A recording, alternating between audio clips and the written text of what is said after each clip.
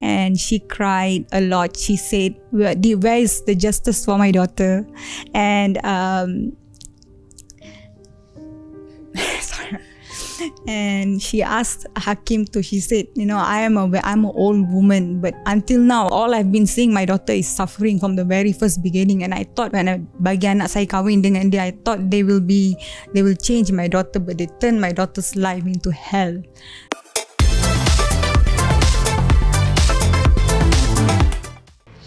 Baru-baru ini tular kisah Bekas Ratu Cantik Shakila Saiful mengenai kes saman fitnah terhadap bapa mentuanya yang juga tokoh aswaja Engku Fazil. Pada 28 Oktober lalu, mahkamah memberi kemenangan terhadap Shakila berhubung saman tersebut. Trauma yang dialami juga membuatkan dia berdepan dengan masalah kesihatan. Untuk tahu lebih lanjut kontroversi yang melanda Shakila, jom ikuti temu bual eksklusif bersama Gempak.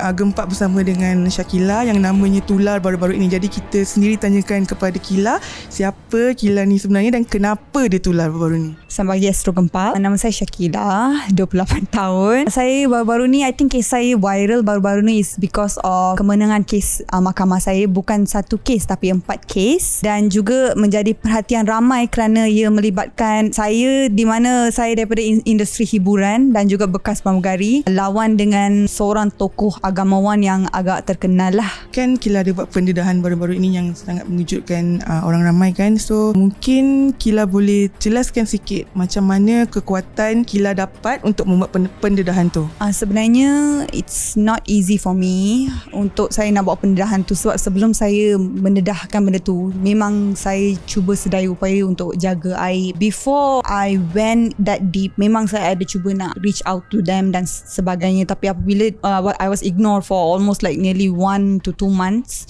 saya jadi macam, that's what makes me to, because I was going through depression, so that's what makes me, triggered me to explode and write paragraph dekat Facebook and post it, and I tag my ex-father-in-law dekat sana lah. So dari situ bermulalah samannya daripada situ. Walaupun posting tu hanya 30 minit diapkan, I took it down later onwards, tapi bermula di sana. Dan juga recently I've posted something on my Instagram. Orang agak terkejut sebab saya menang kes mahkamah. Jadi kenapa saya jadi suicidal? I think that's the main question. Sebenarnya kalau saya nak jujur, kalau nak dibandingkan beratnya kemenangan tu dengan beratnya sakit yang saya alami selama 22 tahun I'm suffering, sakit tu sebenarnya lagi berat daripada kemenangan tu. Even though I won, at the same time I'm going through a lot of depression sebab I still got cyberbullied by pihak-pihak yang menyokong pak mertua saya dan sebagainya. I still got a lot of people coming after me, cuba nak kacau saya dan family saya. So at the same time I'm still unstable yet.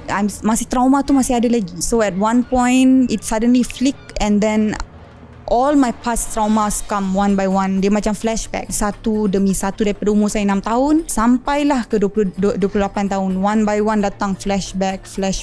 After when I was in the rehab, bila saya recover, saya buat satu pendedahan my Instagram and Facebook. I was explaining my situation. So saya tak nak orang salah anggap, apa sal, she won 4 court cases, why she want to kill herself ke apa. Because I'm trying to explain to them that regardless how many court case I won, the pain that I was trying to bear for 22 years is heavier than winning the court case.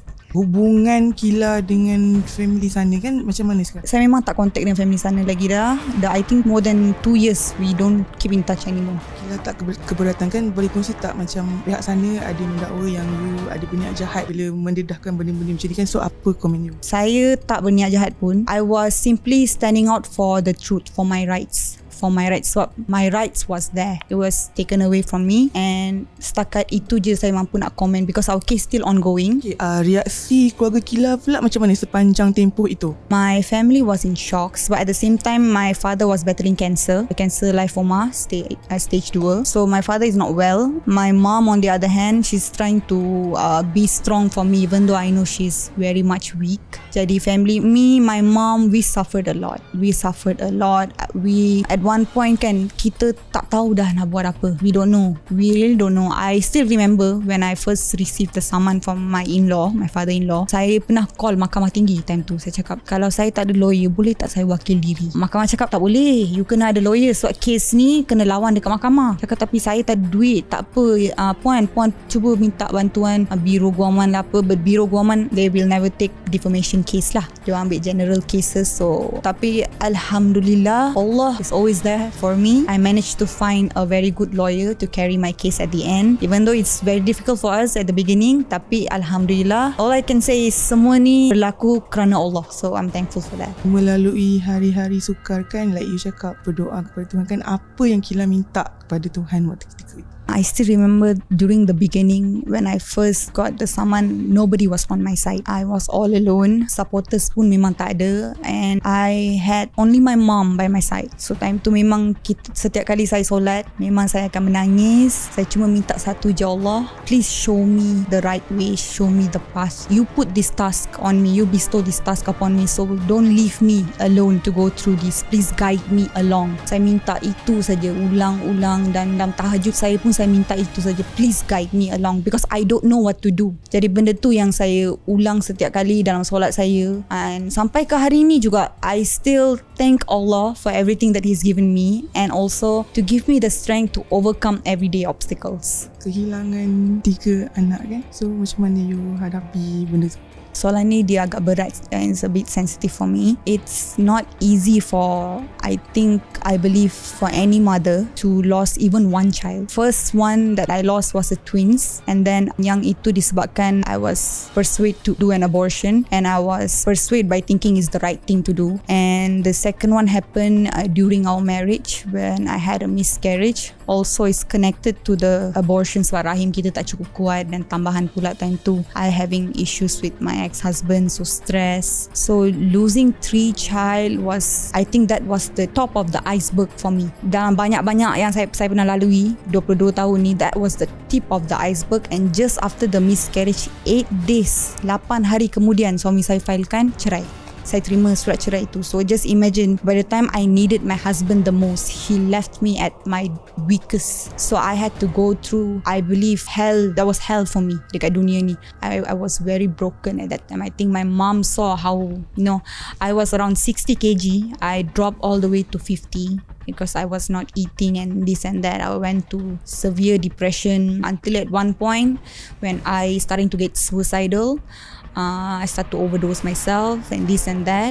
Barulah my mom paksa juga bawa saya untuk psychiatric. That's when I finally, until today, I'm under hospital Kajang for psychiatric. I still have ongoing session. So bererti trauma tu masih ada lagi even until today. Cuma I have mastered the art of not showing it in public and to conceal it as much as I can. But 22 years trauma is not something that akan hilang overnight. So benda macam ni memang perlukan masa. I am under healing process. If you want to ask me today how am I doing, I cannot say I'm fine, I'm great. I will just say I'm healing, and I'm still healing. So memang akan ambil masa, tapi insyaAllah I know I'm not alone. My mom's there, Allah is there. Whatever obstacle that comes in my way, insyaAllah I'll be able to go through it. Your mom cry tak masa ketika itu? She cried a lot. If she's here with me right now, she cried a lot. Even in the court, she cried a lot. And when I see her like that, I cried too, because I know the pain my mom, and I know the pain for any mom to see their daughter going through such ujian yang macam tu. Dia sangat berat. Bila saya tengok mak saya menangis, and my mom is about like 65, 66 years old. She's not a young woman. She can't even walk. She need assistant people to assist her to naik dekat kandang mahkamah, and she still stood up there standing out for her daughter, and she cried a lot. She said, where is the justice for my daughter? And sorry. And she asked Hakim she said, I'm an old woman, but until now all I've been seeing my daughter is suffering from the very first beginning. And I thought when I bagi anak saya kahwin dengan dia, I thought they will change my daughter, but they turned my daughter's life into hell. So that was very heavy for my mom actually. So macam mana like you daripada situasi tu dan you bangkit semula untuk menjadi kuat? Like I said, it was not easy. It was not easy at all. And but what gave me the strength is when I see my mom. She's a 65 years old woman and she still wants to fight for her with her daughter, even though she's weak, she's sick. I see my mom there and I ask myself, I have to be strong for her because nobody's gonna be there for her, and I need to be strong to fight for my rights that has been taken away from me. Benda tu yang jadi my main pembangkit, pembakar semangat saya dari dalam. And I also believe that I'm not alone. Allah is always there with me. My mother's prayer is always there with me. Two of the most powerful thing in the world is always there with me. Dan juga doa orang yang dianiaya. Sedih tu memang sedih because sometimes I ask myself, what did I do to deserve this? Because ujian saya bermula as young as I was only 6 years old. Apa dosa seorang anak, kanak-kanak yang berumur 6 tahun to be abused in such way? Sebab if you want to say now, okay, it's a different story, tapi daripada saya kecil lagi ujian saya, you know. So it was very heavy for me and it was very sad because I always ask myself, what did I do to deserve this? But then I realized Allah bestow this task upon me because He wants to make me a stronger woman. You ada rasa tak diri you tak bertuah bertemu dengan lelaki-lelaki? I always look things in the positive way. Every single man that come across my life, walaupun they try to take advantage ke apa sekali mana pun, I would never look at it as unlucky because they bawa satu pengajaran kepada saya and I learned from that mistake and it made me stronger. If they didn't come into my life, I might not be this strong. So saya tak tengok benda tu sebagai something yang unlucky, but I tengok as a peluang to make me stronger. So I look at it in a positive way. So sekarang ni permulaan yang baru ke macam mana? Permulaan yang baru. This year is almost coming to an end. So insyaAllah next year it's gonna be new. Saya sekarang ni pun dah start dapat tawaran untuk berlakon semula, and most of the project is coming up next year. Dan I'm coming back to dalam industri hiburan, and also I'm getting back my job as a cabin crew insyaAllah next year as well in January. Jadi whatever I lost before, I'm gaining it back, Alhamdulillah. I believe next year insyaAllah with Allah's grace, I believe next year is going to be a fresh start for me.